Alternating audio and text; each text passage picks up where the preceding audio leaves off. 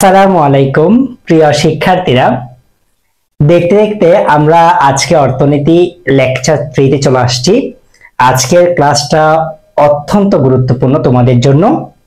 দেখো, অর্থনীতি বলতেই শুধু কিন্তু চিত্র নয়, যেটা আমরা শিক্ষার্থীদেরকে সবসময় বলে থাকি।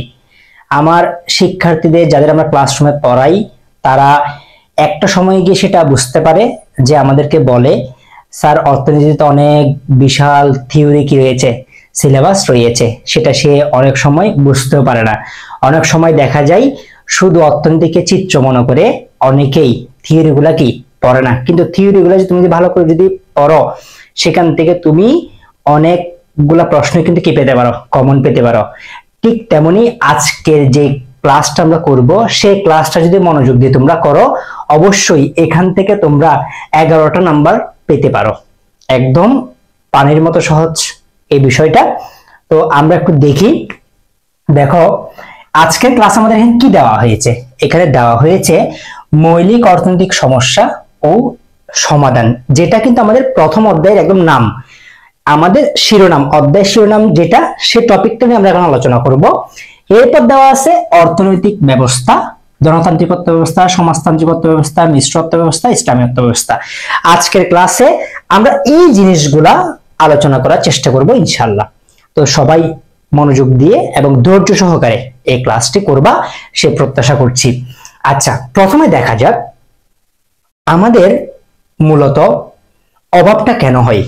কারণ আমাদের অভাবের একমাত্র কারণ হচ্ছে আমরা যে পরিমাণ দ্রব্য বা সেবা সামগ্রী উৎপাদন করি, তার চেয়ে বেশি কি করতে চাই, ভোগ করতে চাই।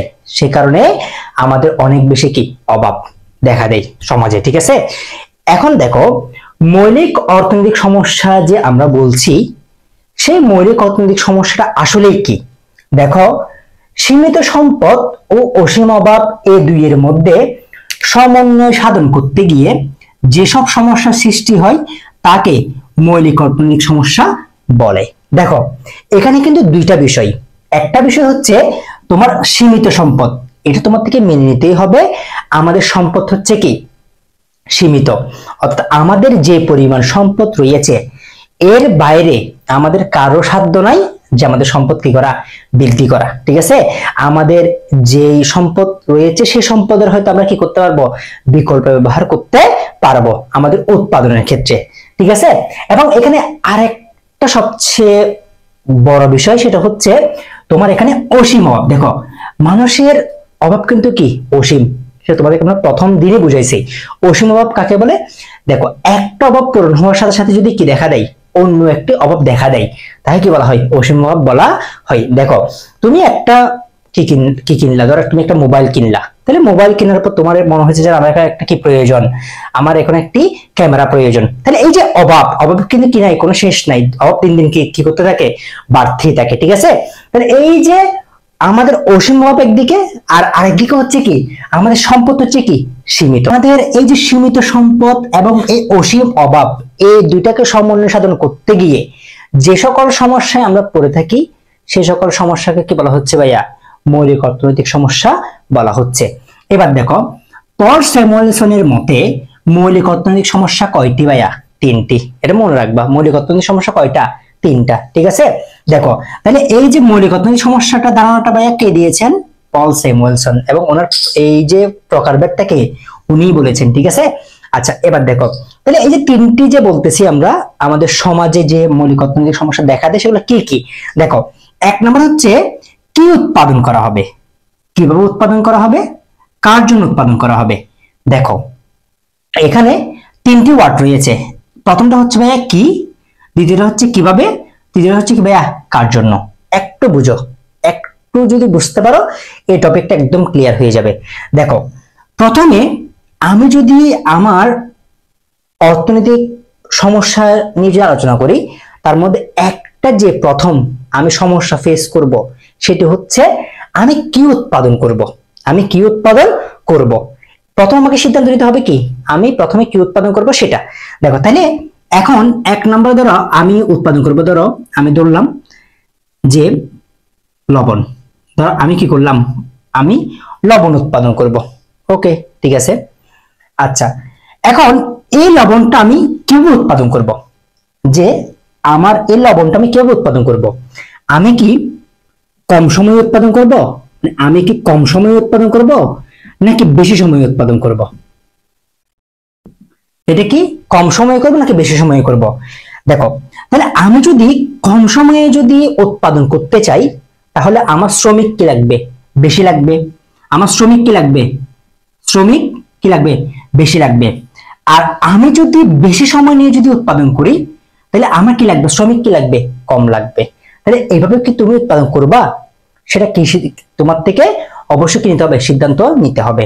ধরো আমি যদি বলি যে যে আমি শার্ট উৎপাদন করব, আমি শার্ট উৎপাদন করব, তাহলে সেই শার্টটাকে আমি যে তোমার সেলাই মেশিন আছে সেলাই মেশিন দিয়ে করব, নাকি সনাতন পদ্ধতি যেভাবে সেলাই কাজ করতো সেভাবে আমি উৎপাদন করব, সেটা কার থেকে?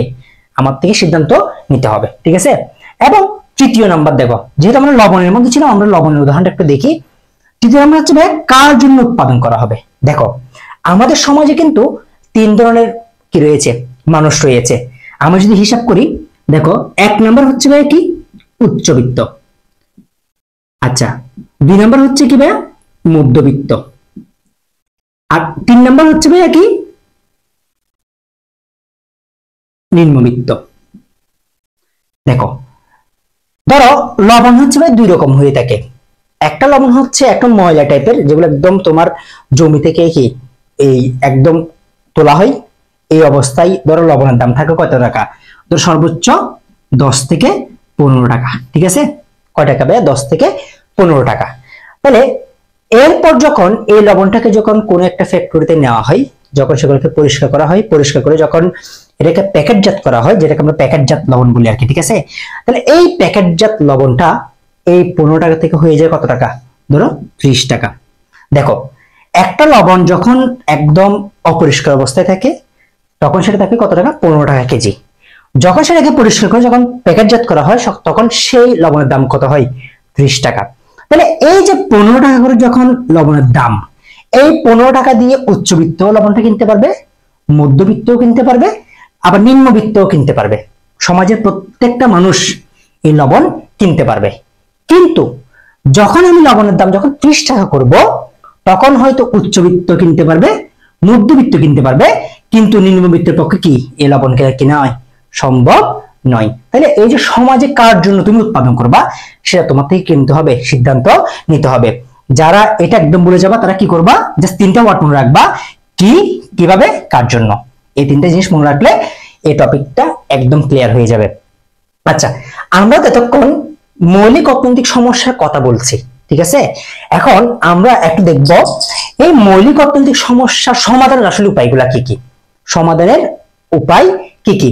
সমস্যা যখন আছে অবশ্যই কি থাকবে? সমাধান থাকবে। দেখো, সমাধানের মধ্যে আমরা যদি মৌলিক অর্থনীতি সমস্যার কর্মপর্যায়গুলো দেখি, যে কি কি কাজের মাধ্যমে এই জিনিসটা সমাধান করা যায়, তার মধ্যে সবার প্রথমে যেটা আমাদের প্রয়োজনীয় হচ্ছে ভাইয়া কি? উৎপাদন। প্রথম কথা হচ্ছে ভাইয়া আমাদের কি করতে হবে? উৎপাদন করতে হবে। আচ্ছা, উৎপাদন বলতে আমরা কি বুঝি?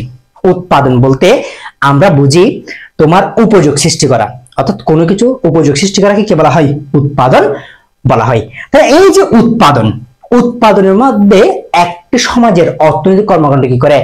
নির্ভর করে। দেখো, যে সমাজের কি তোমার উৎপাদন বেশি, সেই সমাজের মানুষের কি অর্থনৈতিক কল্যাণ কি হয়? বেশি হয়। ঠিক আছে, এরপর দেখো বিনিময়। দেখো, বিনিময় জিনিসটা কি? ধরো আমাদের সবার পক্ষে সবগুলা দ্রব্য উৎপাদন করা কি নয়? সম্ভব নয়।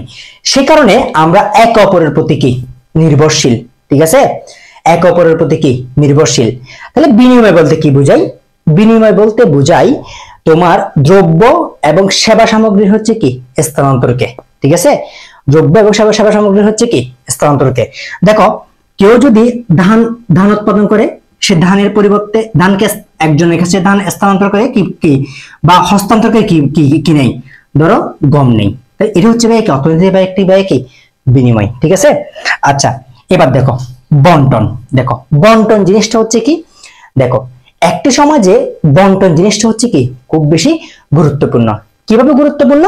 ধরো এই বন্টন জিনিসটা, তুমি যদি একটা মানুষ যদি পুঞ্জীভূত করে রাখে, একজন মানুষ যদি এই বন্টনটাকে যদি পুঞ্জীভূত করে রাখে, তাহলে সমাজের মানুষের কি হয় না, অর্থনৈতিক কল্যাণ সাধিত হয় না। ঠিক আছে, অর্থনৈতিক কি হয় না, কল্যাণ সাধিত হয় না। তাহলে এই সম্পদকে আমরা যে কাজে লাগিয়ে উৎপাদন করছি, এই উৎপাদনকে যখন আমরা সমাজে পুনর্বন্টন করব, তখন সমাজের একজন মানুষের যদি উপকার হয়, কারো ক্ষতি না হয়ে, তাহলে সেটা হচ্ছে কি সমাজের জন্য কল্যাণকর। ঠিক আছে, আচ্ছা এবার দেখো ভোগ কি। দেখো, আমরা উৎপাদনের মাধ্যমে উপযোগ সৃষ্টি করি এবং ভোগের মাধ্যমে তা কি করি, নিঃশেষ করি। ঠিক আছে, যে তাহলে আমি কতটুকু ভোগ করব, আমার নিজের জন্য আমার কতটুকু আমার প্রয়োজন, সেটা কিসের মাধ্যমে আমরা ভোগের মাধ্যমে দেখতে পারি। তাহলে এই জিনিসগুলো যদি আমরা যদি করতে পারি, তাহলে কি হবে, আমাদের মৌলিক অর্থনৈতিক সমস্যার যে কথাগুলো আমরা বলছি, সেই সমস্যা কি হবে, সমাধান হবে। আশা করি তোমরা এই টপিকটা খুব সুন্দরভাবে বুঝছো। আমরা এখন আলোচনা করব আমাদের 2 নাম্বার টপিক, সেটা হচ্ছে অর্থনৈতিক ব্যবস্থা। তাহলে অর্থনৈতিক ব্যবস্থা কাকে বলে? দেখো, মানুষ যে সকল প্রাতিষ্ঠানিক কাঠামো ও বিধিবিধানের মধ্যে অর্থনৈতিক কার্যাবলী পরিচালনা করে তাকে অর্থনৈতিক ব্যবস্থা বলে। অর্থনৈতিক কার্যাবলী অথবা অর্থনৈতিক কর্মকাণ্ড কি করে, পরিচালনা করে। দেখো, প্রত্যেক দেশে একটি নির্দিষ্ট কি রয়েছে, অর্থ ব্যবস্থা রয়েছে। তাইলে বর্তমান পৃথিবীতে কয় ধরনের অর্থ ব্যবস্থা রয়েছে? বর্তমান পৃথিবীতে 4 ধরনের কি রয়েছে, অর্থ ব্যবস্থা প্রচলিত রয়েছে। ঠিক আছে, তার মধ্যে 1 নাম্বার হলো কি, গণতান্ত্রিক অর্থ ব্যবস্থা। দেখো, গণতান্ত্রিক অর্থ ব্যবস্থা কি আবার কি বলা হয়, পুঁজিবাদী অর্থ ব্যবস্থা বলা হয়। তোমাকে হয়তো পরীক্ষায় বলবে গণতান্ত্রিক অর্থ ব্যবস্থা কি সেটা বলতে, না হয় পুঁজিবাদী অর্থ ব্যবস্থা কি সেটা বলতে। ঠিক আছে, আচ্ছা এবার দেখো গণতান্ত্রিক অর্থ ব্যবস্থা কাকে বলে। দেখো, গণতান্ত্রিক অর্থ ব্যবস্থা হলো এরূপ একটি অর্থনৈতিক ব্যবস্থা যেখানে প্রতিটি ব্যক্তি, দেখো এখানে প্রতিটি ব্যক্তির কথা বলা হচ্ছে, উৎপাদন বন্টন ভোগের ক্ষেত্রে কি করে, পূর্ণ স্বাধীনতা লাভ করে। দেখো, একজন মানুষ সে নিজ ইচ্ছা থেকে করতে পারবে, উৎপাদন করতে পারবে এবং সে বন্টন করতে পারবে, এবং কি ভোগের ক্ষেত্রে কি দেওয়া হচ্ছে, পূর্ণ স্বাধীনতা দেওয়া হচ্ছে। ঠিক আছে, দেখো যেমন যুক্তরাষ্ট্র, জাপান, জার্মান, ইতালি। ঠিক আছে, এগুলো হচ্ছে কিসের উদাহরণ, গণতান্ত্রিক অর্থ ব্যবস্থার উদাহরণ। অর্থাৎ এই দেশগুলোতে কি রয়েছে, গণতান্ত্রিক অর্থ ব্যবস্থা কি রয়েছে, চালু রয়েছে অথবা বিদ্যমান রয়েছে। ঠিক আছে, দেখো গণতান্ত্রিক অর্থ ব্যবস্থা হচ্ছে যেখানে একজন ব্যক্তি তার উৎপাদন, তার এই বন্টন এবং ভোগের ক্ষেত্রে এইভাবে পূর্ণ স্বাধীনতা লাভ করবে। ঠিক আছে, দেখো এখানে গণতান্ত্রিক অর্থ ব্যবস্থা চেনার সবচেয়ে সুন্দর একটা উপায় হচ্ছে কি, গণতান্ত্রিক অর্থ ব্যবস্থার যে সম্পদ থাকে, সে সম্পদের মালিক হচ্ছে কে, শুধুমাত্র ব্যক্তি, শুধুমাত্র কে, ব্যক্তি। ঠিক আছে, এবং এখানে গণতান্ত্রিক অর্থ ব্যবস্থার সূত্রপাত কোথায় হবে, ইউরোপে। তোমার একটা এমসিকিউ আসতে পারে যে গণতান্ত্রিক অর্থ ব্যবস্থার সূত্রপাত কোথায় হয়, কোথায়, ইউরোপে। ঠিক আছে, এবং দেখো এই যে গণতান্ত্রিক অর্থ ব্যবস্থা আমরা বললাম, এই গণতান্ত্রিক অর্থ ব্যবস্থার প্রবক্তাকে, এই গণতান্ত্রিক অর্থ ব্যবস্থার প্রবক্তা হচ্ছে অর্থনীতিবিদ অ্যাডাম স্মিথ, এবং তার অনুসারীরা হচ্ছে কি এর প্রবক্তা এবং হচ্ছে কি দৃঢ় সমর্থক। ঠিক আছে, এবার দেখো আমরা যে বললাম যে গণতান্ত্রিক অর্থ ব্যবস্থা, তার কিছু আমরা বৈশিষ্ট্য আমরা শিখে নিই, যেগুলো তোমাদের ঘ নাম্বার প্রশ্নে লাগতে পারে। ঠিক আছে, ক নাম্বার প্রশ্নে, ঘ নাম্বার প্রশ্নে লাগতে পারে। দেখো, 1 নাম্বার হচ্ছে, আমরা তো আগে বলে ফেলছি যে গণতান্ত্রিক অর্থ ব্যবস্থা হচ্ছে কি, সম্পদের ব্যক্তি হচ্ছে কি, সম্পদের মালিক হচ্ছে কি, কে ভাইয়া, ব্যক্তি। ঠিক আছে, সম্পদের মালিক হচ্ছে ব্যক্তি। এবার দেখো, যেহেতু একজন ব্যক্তি যেহেতু সেটার মালিক, তাহলে তার উদ্দেশ্য কি, তার সবচেয়ে বড় উদ্দেশ্য হচ্ছে মুনাফা সর্বোচ্চকরণ, মানে তার একমাত্র লক্ষ্য এবং উদ্দেশ্য হচ্ছে ভাইয়া কি, মুনাফা অর্জন। এটা বারবার তোমাদের পরীক্ষায় এমসিকিউতে আসে। ঠিক আছে, এরপর দেখো এই যে বললাম, তাইলে সে উৎপাদন যা খুশি তা করতে পারবে, বন্টন নিজের মতো করতে পারবে, ভোগ নিজের মতো করতে পারবে। ঠিক আছে, সে কারণে বলা হচ্ছে এখানে যে গণতান্ত্রিক অর্থ ব্যবস্থা হচ্ছে কি, ভোক্তা হচ্ছে ভাই কি, স্বাধীন, মানে সে নিজের ইচ্ছা মতো করতে পারবে। ঠিক আছে, এবার দেখো মোস্ট ইম্পর্টেন্ট যে স্বয়ংক্রিয় দাম ব্যবস্থা, তোমার গণতান্ত্রিক অর্থ ব্যবস্থা কি রয়েছে, স্বয়ংক্রিয় দাম ব্যবস্থা রয়েছে। আমরা জানি প্রতিটি দ্রব্য বা সেবা, ঠিক আছে, তার স্ব চাহিদা এবং যোগানের ভিত্তিতে কি হয়, তার দাম নির্ধারিত হয়, এবং সেখানে ক্রেতা এবং বিক্রেতা কি করে, দর কষাকষি করে কি করে, তোমার একটা দাম নির্ধারণ করে থাকে। ঠিক আছে, তাহলে এই যে তুমি এই বিষয়টা যদি একটু ভালো করে যদি বুঝতে পারো, তাহলে কি তুমি অবশ্যই পরীক্ষায় লিখতে পারবা। ঠিক আছে, তাহলে কয়টা জিনিস মনে রাখবা, একটা জিনিস মনে রাখতে হবে যে তোমার কি, এই ধনতান্ত্রিক অর্থব্যবস্থার ক্ষেত্রে হচ্ছে কি সম্পদের মালিক হচ্ছে ব্যক্তি এবং তার প্রথম উদ্দেশ্য হচ্ছে মুনাফা অর্জন এবং সে হচ্ছে কি একদম পুরো হচ্ছে কি স্বাধীন, তার উৎপাদন বন্টন এবং ভোগের ক্ষেত্রে সে পূর্ণ কি স্বাধীন এবং সেটাতে কি রয়েছে স্বয়ংক্রিয় দাম ব্যবস্থা রয়েছে। সমাজতান্ত্রিক অথবা যে নির্দেশমূলক, দেখো সমাজতান্ত্রিক অর্থব্যবস্থার অপর নাম হচ্ছে ভাইয়া কি নির্দেশমূলক অর্থব্যবস্থা, ঠিক আছে। সমাজতান্ত্রিক অর্থব্যবস্থার অপর নাম হচ্ছে কি নির্দেশমূলক অর্থব্যবস্থা। এবার দেখো সমাজতান্ত্রিক অর্থব্যবস্থা কাকে বলে। দেখো সমাজতান্ত্রিক অর্থব্যবস্থা হলো এমন একটি অর্থব্যবস্থা যেখানে সম্পদের রাষ্ট্রীয় মালিকানা, সম্পদের কি ভাইয়া রাষ্ট্রীয় মালিকানা বিদ্যমান, ঠিক আছে, এবং কেন্দ্রীয় কর্তৃপক্ষ কর্তৃক কি হয় সিদ্ধান্ত গৃহীত হয়। এবার তুমি একটা প্রশ্ন করতেই পারো যে এখানে কেন্দ্রীয় কর্তৃপক্ষ বলতে কি বোঝাচ্ছে। এখানে কেন্দ্রীয় কর্তৃপক্ষ বলতে তোমার কাকে বোঝাচ্ছে, সরকারকে বোঝাচ্ছে। অর্থাৎ তোমাকে বলা হচ্ছে সমাজতান্ত্রিক অর্থব্যবস্থা হলো এমন একটি অর্থব্যবস্থা যেখানে সম্পদের মালিক হচ্ছে কে ভাইয়া, সম্পদের মালিক হচ্ছে কে রাষ্ট্র, ঠিক আছে, এবং কেন্দ্রীয় কর্তৃপক্ষ মানে যে সরকার যে সিদ্ধান্ত নেয় সেই সিদ্ধান্ত কি ভাইয়া এখানে গৃহীত হয়, ঠিক আছে। অর্থাৎ সরকার যেটা বলবে সমাজতান্ত্রিক অর্থব্যবস্থা কি সেটাই হয়ে থাকে, ঠিক আছে। আচ্ছা এবার দেখো সমাজতন্ত্রের জনক হচ্ছে ভাইয়া কে কার্ল মার্কস, অর্থাৎ সমাজতন্ত্রের জনক হচ্ছে ভাইয়া কে কার্ল মার্কস এবং কার্ল মার্কস এই সমাজতান্ত্রিক অর্থব্যবস্থার হচ্ছে ভাইয়া কে প্রবক্তা, ঠিক আছে। এবার দেখো তাহলে কোন কোন দেশে সমাজতান্ত্রিক বা নির্দেশমূলক অর্থব্যবস্থা বিদ্যমান রয়েছে, তোমাকে যদি পরীক্ষায় জিজ্ঞেস করা হয় তাহলে কি বলতে হবে যে রাশিয়া, চীন এবং কি কিউবা, এই দেশগুলোতে কি রয়েছে সমাজতান্ত্রিক অর্থব্যবস্থা বিদ্যমান রয়েছে, ঠিক আছে। এবার দেখো তাহলে আমরা যদি একটু বৈশিষ্ট্যগুলো যদি দেখি আমরা আরো একটু ক্লিয়ার হয়ে যাব, ঠিক আছে। দেখো প্রথম কথা হচ্ছে সমাজতান্ত্রিক অর্থব্যবস্থার এই সম্পদের মালিক হচ্ছে ভাইয়া কে, অর্থাৎ সম্পদের মালিক হচ্ছে ভাইয়া কে রাষ্ট্র, সম্পদের মালিক হচ্ছে ভাইয়া কে রাষ্ট্র, সেটা তোমাকে মাথায় রাখতে হবে। এরপর দেখো কেন্দ্রীয় পরিকল্পনা ও দাম সুনির্দিষ্ট। দেখো কেন্দ্রীয় পরিকল্পনা মানে কি সরকার যে পরিকল্পনা করবে সেটাই, ঠিক আছে, এবং সরকার যে দাম নির্ধারণ করে দিবে পণ্যের সেই দাম মেনে নিয়েই উৎপাদন এবং কি বন্টন এবং কি ভোগ করতে হবে, ঠিক আছে। এবং দেখো এখানে শ্রেণী শোষণ হচ্ছে অনুপস্থিত, যেহেতু এখানে রাষ্ট্র এবং সমাজ যৌথভাবে কি করে উৎপাদন কার্যের সাথে জড়িত, সে কারণে এখানে কি নেই শ্রেণী শোষণ নেই বললেই চলে। এবার দেখো তাহলে এখানে মূল লক্ষ্যটা কি, মূল লক্ষ্য দেখো সরকারের মূল লক্ষ্য দেখা হচ্ছে কি জনগণের কি করা এই কল্যাণ কি করে নিশ্চিত করা। তাহলে ধরে নেওয়া যায় যে সমাজতান্ত্রিক অর্থব্যবস্থার মূল লক্ষ্য হচ্ছে ভাইয়া কি সামাজিক কল্যাণ, সামাজিক কল্যাণ, ঠিক আছে। দেখো এই পয়েন্টে 2 নম্বর পয়েন্টটা তোমাদের জন্য সবচেয়ে বেশি ইম্পর্টেন্ট, এটা তোমাদের এমসিকিউ বলো সিকিউ এই টপিক থেকে তোমাদের হতে পারে। দেখো তোমার প্রশ্ন যদি দেওয়া থাকে কেন্দ্রীয় পরিকল্পনা অথবা তোমার যে কেন্দ্রীয় কর্তৃপক্ষ, এই দুটো ওয়ার্ড থেকে যদি কোনো একটা ওয়ার্ড যদি তুমি সিকিউতে দেখো, কোথাও সিকিউতে তুমি যদি দেখো তাহলে চোখ বন্ধ করে সেটা কি হবে, সেটা হবে যে সমাজতান্ত্রিক অর্থব্যবস্থা। কোন অর্থব্যবস্থা? সমাজতান্ত্রিক অর্থব্যবস্থা। মিশ্র অর্থব্যবস্থা বিষয়টা কি, ঠিক আছে।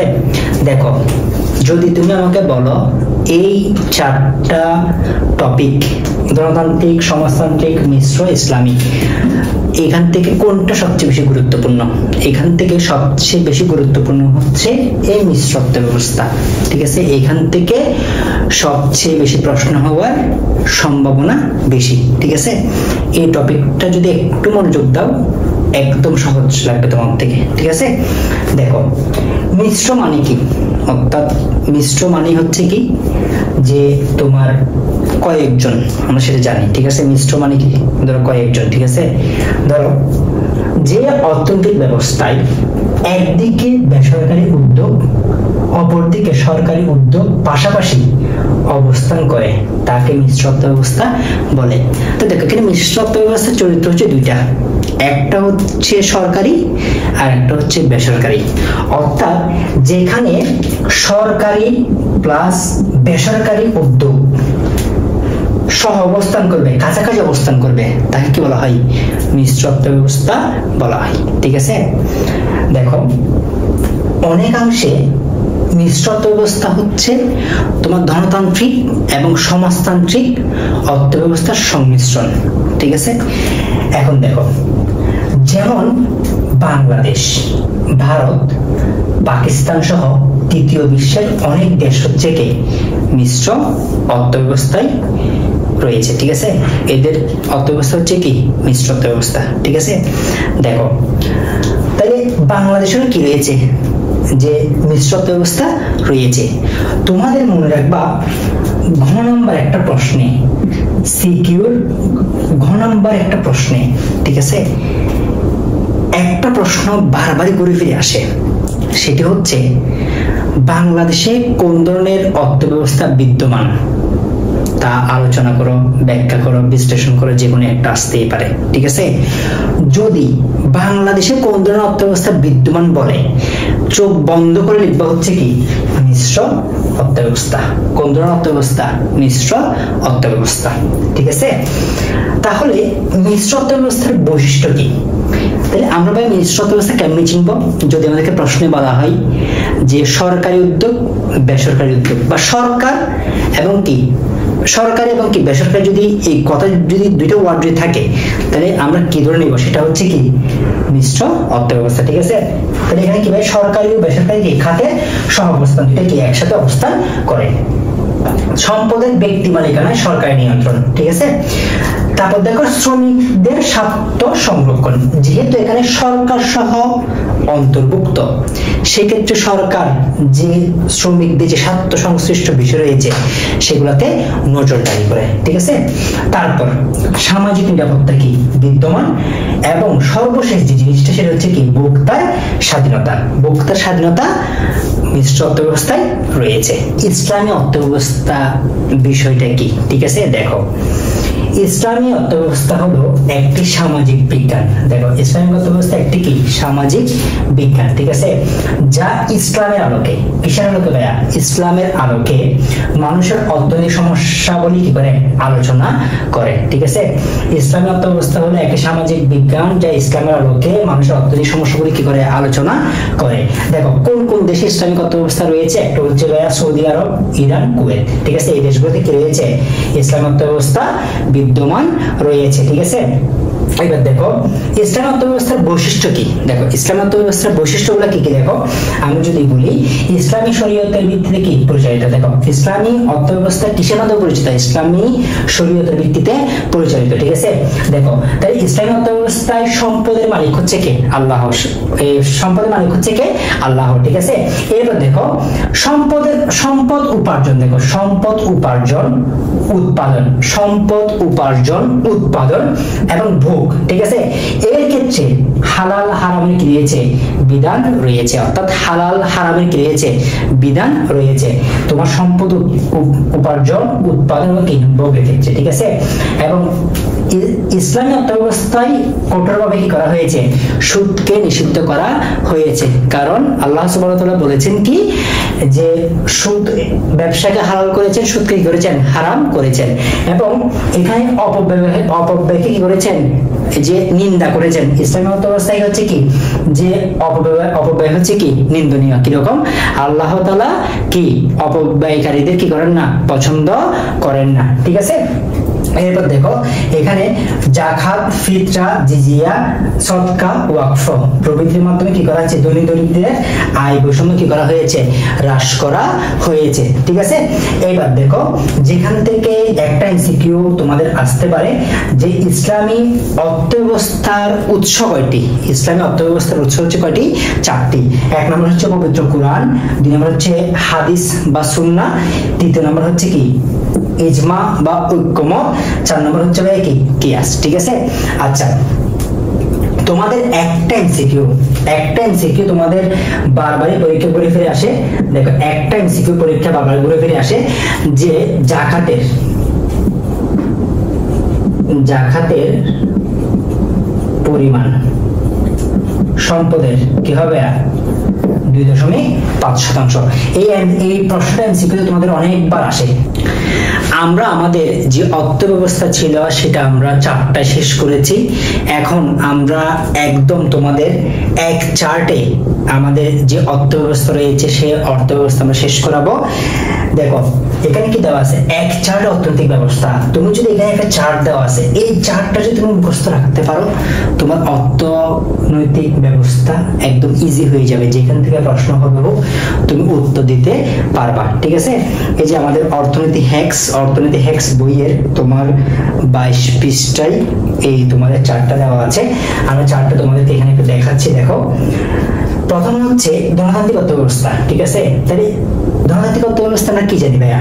আমরা জানি যে সম্পদের মালিক হচ্ছে ভাইয়া কে? ব্যক্তি। তাহলে সম্পদের ব্যক্তিগত কি রয়েছে? মালিকানা রয়েছে। সমাজতান্ত্রিক অর্থব্যবস্থা দেখো, সমাজতান্ত্রিক অর্থব্যবস্থায় সম্পদের মালিক হচ্ছে ভাইয়া কে? রাষ্ট্র। সম্পদের রাষ্ট্রীয় মালিকানা বিদ্যমান থাকে। ঠিক আছে, মিশ্র অর্থব্যবস্থা দেখো, মিশ্র অর্থব্যবস্থা সম্পদের কি রয়েছে? ব্যক্তিগত এবং কি রাষ্ট্রীয় মালিকানা। ঠিক আছে, ইসলামিক অর্থব্যবস্থা হচ্ছে সম্পদের ব্যক্তি মালিকানায় কি বিদ্যমান দেখা যায়, সেটা আমরা কি জানি। ঠিক আছে, এবার দেখো তাহলে এই একটা যে আমরা সম্পদের কথা বললাম, এই সম্পদ যে কার মালিকানায় থাকে এই সংক্রান্ত কোনো সিকিউরিটি যদি প্রশ্ন হয়, আমি অতটুকু বলতে পারি, তোমরা আশা করি ভুল করবা না।